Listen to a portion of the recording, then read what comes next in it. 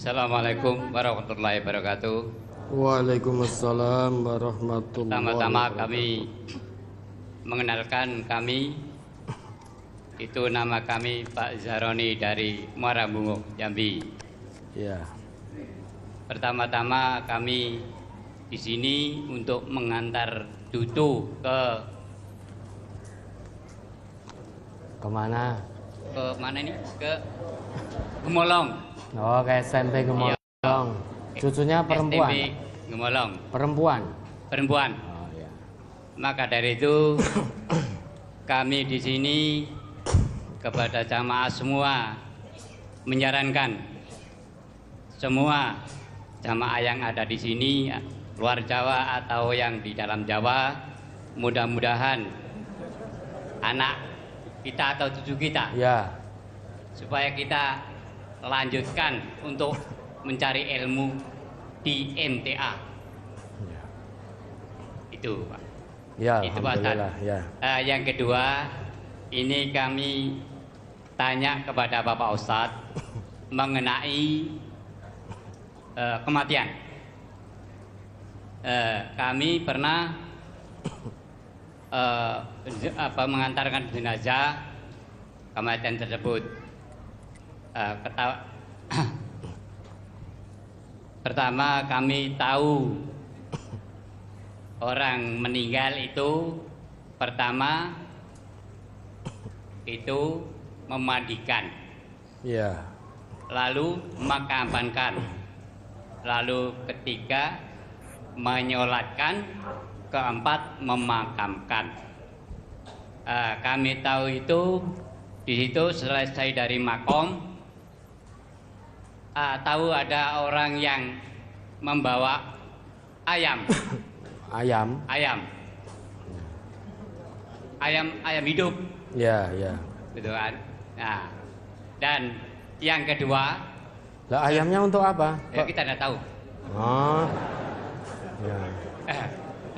Terus Lalu, Bapak enggak tahu ditanyakan di sini gitu iya, ya? maka itu nanti ya. nanti Bapak yang bisa nanti menerangkan. Yang kedua, ini selesai itu mayat itu dikubur di dalam lubang. Ya. Nah, selesai dikubur, tahu di lubang itu diadzankan. Oh ya. Ada orang adzan masuk dalam lubang. Itu Ya. tahu kami. Nah, kami ini tanya sama Bapak Ustadz, apakah yang keluarga kematian itu yang meninggal itu keluarganya, apa yang tadi yang bawa ayam tadi itu tuh apa kita belum tahu juga. Ya. Iya kan? Iya. Untuk ayam itu selesai itu ayam tadi diterbangkan, ditangkap Iya. kawannya. Oh gitu, diterbangkan, ditangkap kawannya. Itu kan. Maksud itulah pertanyaan kami dari Pak Ustadz. Iya, iya. Yang kedua tadi ada orang yang dalam lubang adzan itu. Itu apa? Apakah ada tuntunannya? Mohon diterangkan sama Pak Ustadz. Terima kasih Ya. atas perhatian kami. Kami akhiri. Wassalamualaikum warahmatullahi wabarakatuh. Waalaikumsalam warahmatullahi wabarakatuh. Yang pertama itu usulan yang sangat bagus sekali dari Pak Zahroni tadi ya. Mengingatkan kita semua keluarga besar MTA ini agar anak cucu kita ini ngaji juga di MTA. Ini usulan yang sangat pas. Kenapa? Sekarang coba pikirkan Bapak Ibu. Allah sudah titipkan kepada kita ini sawah, lahan, ladang dakwah yang sedemikian hebat dari Allah, sedemikian luas dari Allah. Kalau dakwah ini bukan anak cucu kita yang meneruskan, masa iya kita mengharap orang di luar MTA yang meneruskan dakwah Quran Sunnah di MTA? Jelas tidak mungkin. Tidak paham MTA kok ngurusi MTA, jelas tidak mungkin. Mustahil. Maka yang bisa meneruskan dakwah Quran Sunnah di MTA ini orang yang memang benar-benar paham tentang langkah dakwah MTA, langkah dakwah Quran Sunnah di MTA ini. Lah sekarang kalau bukan anak cucu kita sebagai generasi penerus yang kita siapkan, lantas siapa yang akan meneruskan dakwah ini? Ini menjadi amanah besar untuk kita semua dari Allah, untuk mempersiapkan generasi berikutnya yang paham betul dengan langkah dakwah yang ditempuh oleh MTA. Kalau sampai kita tidak perhatian untuk itu dan kita tidak siapkan generasi penerus dakwah ini, hujah apa yang akan kita bawa di hadapan Allah? Maka sudah sewajarnya dan sudah seharusnya anak cucu kita ajak untuk ngaji di MTA. Karena kelak mereka lah yang akan meneruskan garapan dakwah yang Allah titipkan di MTA ini. Tidak mungkin orang yang ngaji di luar MTA kemudian meneruskan dakwah MTA, wong tidak paham tentang MTA. Maka Bapak Ibu, ini usulan tadi sudah sangat pas. Bukan MTA-nya yang kita banggakan, tapi tetap Quran Sunnah yang kita pelajari. Hanya kebetulan nama tempat kajian kita, majelis kita adalah MTA. Andai negeri ini, negara ini boleh kita tanpa nama, niscaya kita tidak pakai nama. Yes, kita Islam gitu, pengajian Islam kan gitu udah. Tapi karena di negeri ini harus ada nama, kebetulan Allah pilihkan nama itu MTA, Majelis Tafsir Al-Quran. Maka tempat ngaji kita Quran dan Sunnah di sini. Kalau MTA yang diajarkan tidak sesuai dengan Quran dan Sunnah, ya jangan diikuti. Kita tidak mengikuti MTA-nya, tetapi kita mengikuti Quran dan Sunnah. Kalau pengajaran di MTA ada yang tidak sesuai dengan Quran dan Sunnah, jangan diikuti dan ingatkan kami, kan begitu. Tapi kalau itu sesuai dengan Al-Quran dan As-Sunnah, maka di hadapan Quran dan Sunnah, kewajiban kita sebagai hamba Allah hanya taslim, menerima kebenaran Quran dan Sunnah, siapapun yang menyampaikan itu. Apakah kebenaran harus datang dari MTA? Oh tidak. Kebenaran itu bisa datangnya dari mana saja. Kebenaran Quran dan Sunnah bisa datangnya dari mana saja. Oleh karenanya khudil hikmah min aina tambut. Ambil hikmah itu dari mana saja dia tumbuh.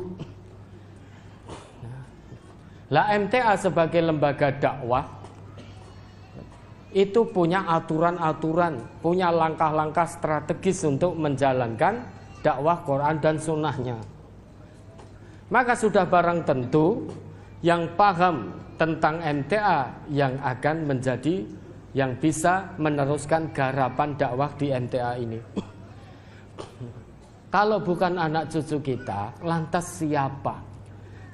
Andai kata tidak ada anak cucu kita yang ngaji di MTA, begitu kita dipanggil oleh Allah semua, berarti dakwah ini bubar. Kenapa? Sudah tidak ada lagi yang meneruskan sesuai khitoh dakwah MTA, sesuai dengan pakem dakwah di MTA. Karena anak cucu kita tidak lagi ngaji di MTA misalkan. Maka ikhtiar dari Bapak tadi, dari Pak Zahroni, dan mengingatkan kita semua, ini sudah sangat baik dan sangat bagus. Ya mudah-mudahan ya anak cucu kita diridhoi oleh Allah untuk bisa menyuarakan, melanjutkan suara Quran dan Sunnah yang selama ini terus dikumandangkan di bawah lembaga dakwah yang namanya MTA. Kalau boleh tanpa nama, kita tidak akan pakai nama. Nama kita ya Islam, agama kita orangnya Muslim, sudah. Itu yang pertama. Ketika memakamkan jenazah, ada orang yang membawa ayam kemudian dilepaskan buat rebutan. Itu biasanya ada satu keyakinan Bapak ya. Jadi dalam pemakaman ada yang membawa ayam kemudian dilepaskan untuk rebutan. Biasanya itu ada sebuah keyakinan. Tidak tahu saya keyakinan untuk apa itu. Biasanya apa yang model-model seperti itu? Hah? Selamatan ya. Biasanya untuk keyakinan tertentu. Yang mana keyakinan tertentu ini tidak pernah kita temukan dalam Islam.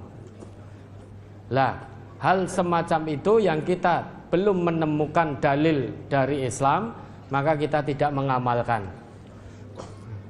Tadi sebelum Bapak menjelaskan, kemudian ayam itu dilepas untuk kemudian direbutkan, kami tetap khusnudon. Itu yang membawa ayam hidup itu mungkin saja baru dari pasar beli ayam gitu loh. Kemudian karena tetangganya segera dimakamkan, maka belum sempat menaruh ayam di rumahnya, ayamnya dibawa ke pemakaman. Khusnudon kami begitu.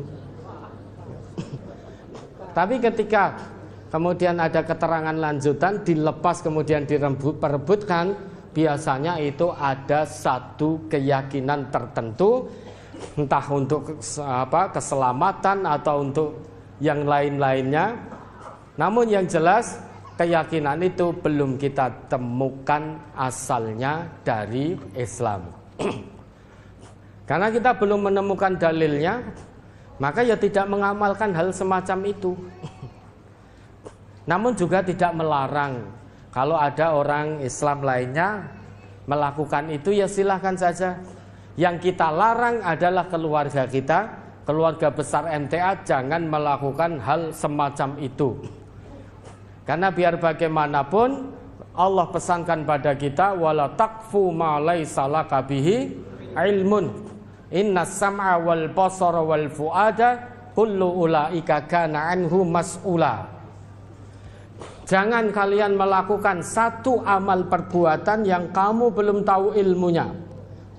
Ilmu dalam Islam berarti dalil. Dalil dalam Islam berarti Quran dan Sunnah. Jangan kamu lakukan amal perbuatan apapun yang kamu belum tahu ilmunya yang berasal dari Al-Quran dan As-Sunnah. Kenapa? Karena pendengaran, penglihatan, hati itu nanti semua akan dimas'ul oleh Allah, dimintai pertanggungjawaban oleh Allah. Lah kamu ke pemakaman bawa ayam hidup, bawa lepaskan untuk keyakinan ini, kamu melihat prakteknya siapa? Kamu mendengar ajarannya siapa? Kamu mengikuti siapa? Hatimu ikut siapa? Itu semua akan ditanya. Lah kalau kita ditanya, pendengaranmu dengar dari siapa? Penjelasan siapa? Penglihatanmu lihat perbuatan siapa?